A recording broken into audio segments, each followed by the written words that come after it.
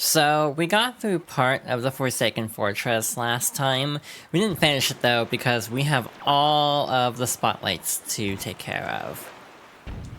So, we are going to focus on that, first things first, and then fight Helmrock King, which shouldn't take too long, but in general, I think our progress is going to plateau a little bit here today because we do have to basically play the dungeon straight through. We already got most of the treasures last time, so it's not a case of like direct story progress, if that makes sense. We're mostly just going through this for the sake of what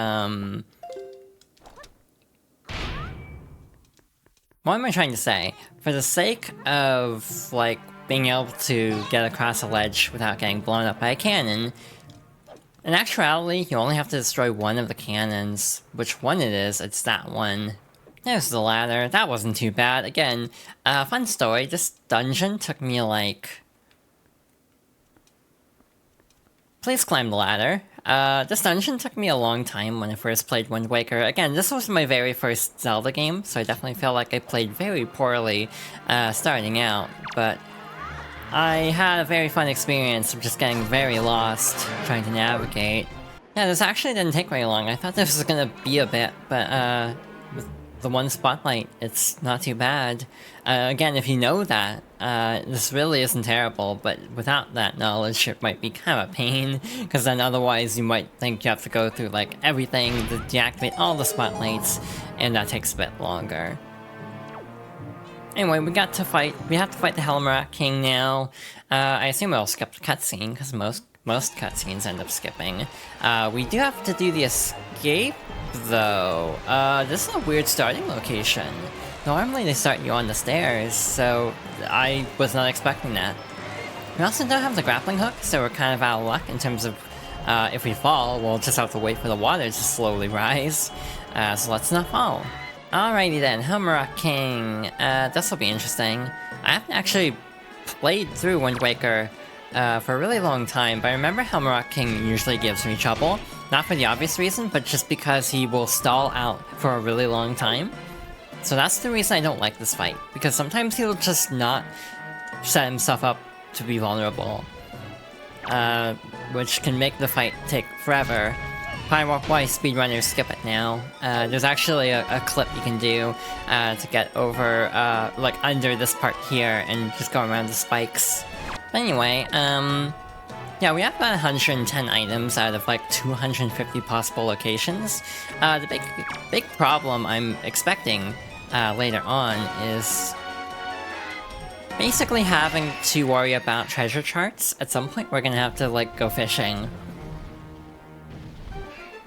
And the inherent problem with that is, like, the treasure charts, there's like 50 of them, and so that means it's gonna take forever. Because we have to go to manually go to every spot and, like, fish up something. And it's not like the Wii U version where you can just look at the gamepad and be able to see if you're lined up properly. No, you have to, like, manually pause every time. So this part will suck a little bit. It's all, well, that sucks. Not only is it not anything particularly good, it's also a regression from what you'd normally get here, because normally what you'd get here is a heart container, so we got a fourth of what we usually get here, so really unfortunate there. Alright, I have a question. What happens if we go in here? Genuinely, I don't have an answer to that. Like, I assume this ends the dungeon, quote-unquote, but I wonder if it just takes us... Okay, it just takes us back. That's helpful. What am I doing? We are now going somewhere else. We have a lot of options, obviously, but I think our next stop is going to be, Dragon Roost, because, see, my thing is, I think I screwed up in Dragon Roost, and I want to check something, because my curiosity is going to get the better of me otherwise. Because I missed, like, 2 treasure chests, because I am very, very absent-minded. So I just want to check those 2 before we get too deep into something else. So the first one we missed should be right over here. We might have a problem, actually, because we can't easily get back over, so we might have to just jump into the lava and take a hit here. No, it's not worth it. Actually, that is worth it. We can buy something now from Beetle at Rockspire. So that is actually kind of helpful, since I did need the rupees. There's still a treasure chart that's like 950, so that one will probably be important, knowing my luck. Again, I don't know if I'm liking what I'm doing with my voice today, to be honest. I'm definitely doing something differently, but I think I'm just tired, and not like... Huh, okay, that's weird. Does that create a problem? Because we don't actually have a small key, I don't think. Yeah, we actually don't have a small key, so we are effectively stuck here. Unless I marked the chest wrong somewhere else.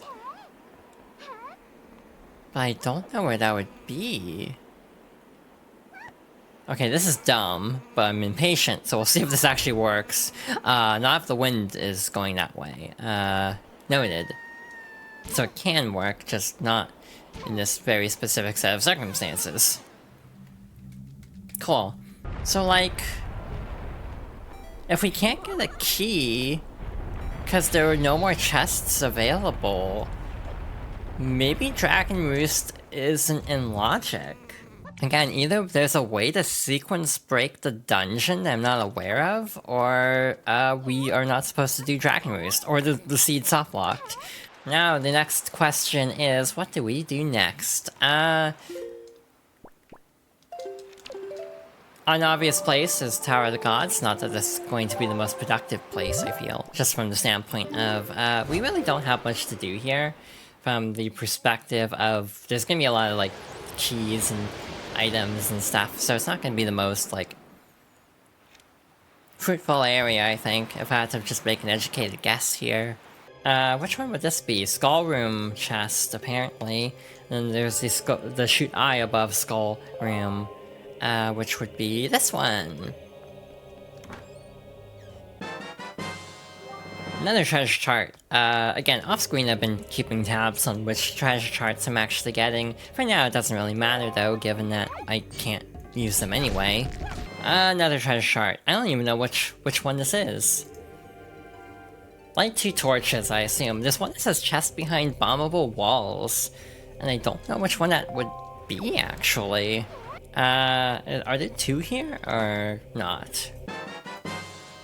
Triforce chart. We're getting so many, charts here. Alright, second try. Not bad. I don't remember them being that, like, conveniently spaced, though, to be honest. I thought they were spread out a little bit more. Alright, this has to be a key, right? Yeah. There's no other option here. If it wasn't a key, we would definitely be in a little bit of trouble. So, alright, so this is where the fun begins. I need to remember to get the Tingle chest, because that is in logic, and I think they change it so you don't need to actually use Tingle Bombs on this. It's actually interesting watching speedruns of this game in its current state, because it's really wild. They actually do use the Tingle Tuner for a lot of things, like basically like bomb hovering and actually more healing than anything. But there are a case of like using a bomb to clip out of bounds. It's kind of one of those things where a lot of people do debate like the merits of speedrunning. I personally am very strongly in the camp of everything's like split up into categories. So like there's glitch categories, there's glitchless, so like I really don't care. Like that's kind of my stance on speedrunning, is I don't care, because everything is organized in such a way that it's like they're not competing for the same category, therefore I have no objection to like glitch runs. And I think there are merits to both, because again, if you beat Wind Waker in like 40 minutes, that ain't easy, so it's not like, oh, you're skipping everything, why are you making it easier for yourself? It's like, you have to do like a bunch of frame perfect stuff. It's not easier. It might actually be harder than playing it normally. It just takes less time. But I do feel like there's merit to like some order. Like obviously like the ACE or arbitrary code execution type runs are like very trivial, or at least in terms of time-wise, so oops, there is some merit, I think, to like at least the Ocarina of Time runs that involve going through all the dungeons. Just because it's like, you know, you can still use glitches, but just doing the dungeons out of order, I think does provide a very distinct experience, even separate from, you know, the actual fastest method, which is to just break everything. And again, the very fun tidbit that arbitrary code execution in Ocarina of Time is also now being used for Paper Mario wrong warp to, like, the credits. Sorry, I wasn't paying attention at all. What did we get for the Tingle chest?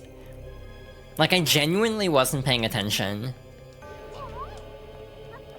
I'm like... it must not have been something important because I completely didn't register at all. Armos, I think. I actually don't know what these are called. I feel like something I often do in games is I talk about things and I don't really know what I'm talking about. Like, I try to talk about things, but then I fail because I actually don't know what I'm talking about. Pretty sure those have to be Armos, they're like the right shape and everything. That's true, but like, I'm trying to remember what the small ones are called. Also, hi! Hi Cal, welcome. We are jumping off a platform with reckless abandon. No, we are currently going through Tower of the Gods. So far we haven't found anything worth a damn because, we're mostly getting treasure charts. First chest guarded by Armos Knights. Okay, so you have the Armos that are the small ones, and then Armos Knights are the big ones. Gotcha. I just looked at the tracker, and that's how I figured that out. Hey, that's even different. That's cute. Another treasure chart. Cool. Oh, right. Okay, this is just me being dumb. This is actually really easy. I was like, how do we get through this room? But we already have the bow. We don't have to do the grapple point. That's like my weird logic sometimes, at least the way my brain works, where it's like, wait a minute, isn't this impossible? And then it's like, no, because we have the item after this. Oh, but what about this room? Actually, no, this is... no, it's not in our party yet. Quote-unquote party. So I think we just have to do this, as like awkward as that is. I wonder if these Darknet designs were like a furry awakening for anyone. Just a random thought I had just now. Yeah, kind of Shackle-like, I'd say. So like... kind of reminds me of Lucario, huh? Okay, that might actually be good. Also, there's like no music in this dungeon, which also doesn't help.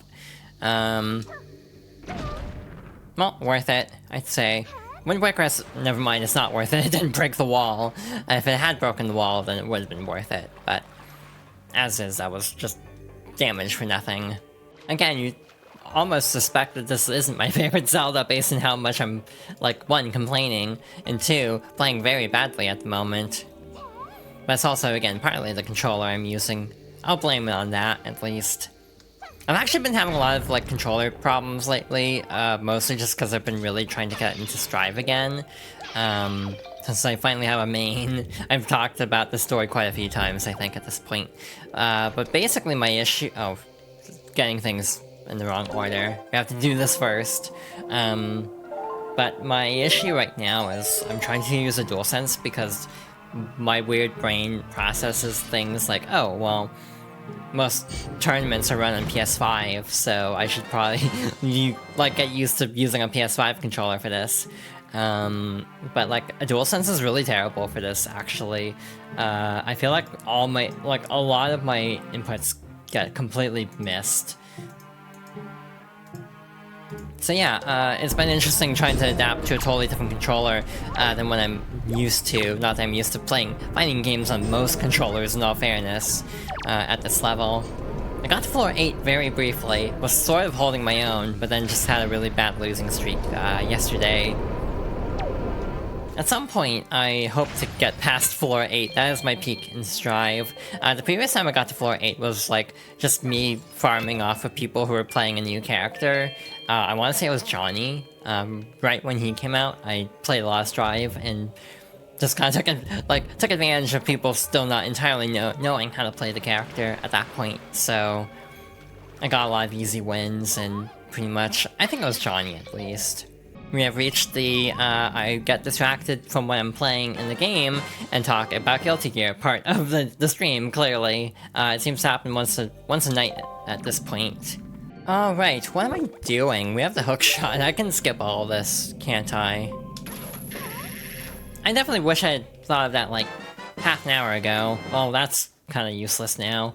What room is this? I'm actually genuinely like, oh, we have a problem. Did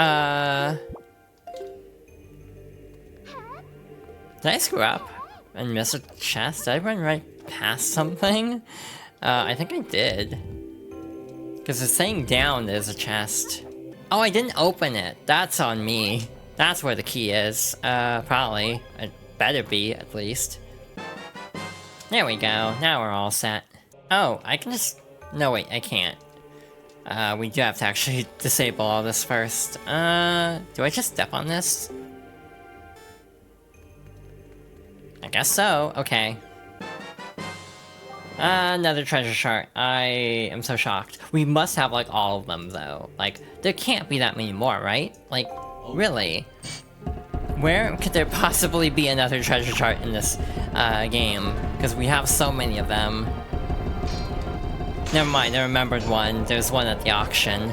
The one thing I will say is bosses kind of lack dynamic phases. So, it's like, a lot of bosses in Zelda games will get harder as phases go along later on. But the ones early on, they kind of just... You kind of... If you can get into a rhythm, they're not bad. But... They can be a little tricky. Like, this one has the issue of you can just run out of arrows very easily. In which case you have to wait for it to actually give you more. This isn't, like, trying to kill you. Well, sort of. It's more of a test fight to see if you're worthy of the Master Sword and everything. Did we not do Cyclos last time? Oh, that sucks. All that work for another chart. Like, I'm genuinely trying to remember if we fought Cyclos or not. I think we did? Yeah, I think we did, so I just forgot to mark that last time. I like how she has the compass, too, because that was her whole thing in Hyrule Warriors, is she has this compass that always takes her definitely to the totally right location. 100%. Hi! Hello, Peter. Thank you for the hug emote. Hope you're doing okay. We're just kind of vibing. Alright, incredible chart. This is hopefully something good. Alright, we have our next Master Sword upgrade. That is definitely good. That was the one from Tingle. Okay. Now there should be the one from Arrow. I am hanging in there, I think is the best way to describe it, but I'm not necessarily in the best shape. But trying to push through nonetheless. And heart piece, cool. So now we have to mail this. This has like postage though. Oh, that was 200 rupees. It didn't really sink in how expensive that was. And so we're definitely a little bit off track for something else, unfortunately. Well, that sucks. Well, we got something good out of this trip, at least. Wasn't a total loss. Yeah, I wish there was, like, more implementation of, like, the concept of a female protag for Zelda games, to be honest. But again, localization-wise, it would take a lot of work to change out everything, and again, this mod does have a separate mod that's recommended to change, like, gender terms for Linkle specifically. And again, it's one of those things, I saw a post on Blue Sky about this the other day, about how it sort of trivialized how much, like, work a mod takes compared to, like, an official thing, because of the, like, red tape of it, versus, like, a modder who's just doing it out of passion, not to, like, not for the sake of, like, a corporation or anything. Same with, like, you know, Persona. That's the obvious example, because everyone always is like, oh, why didn't they, you know, if modders can put, you know, FemC in so easily, why can't Atlas? And the answer is because they're not on the clock, basically. It is at... What island is that? 5-star? Alternatively, I have an idea. I'm gonna check something really quick.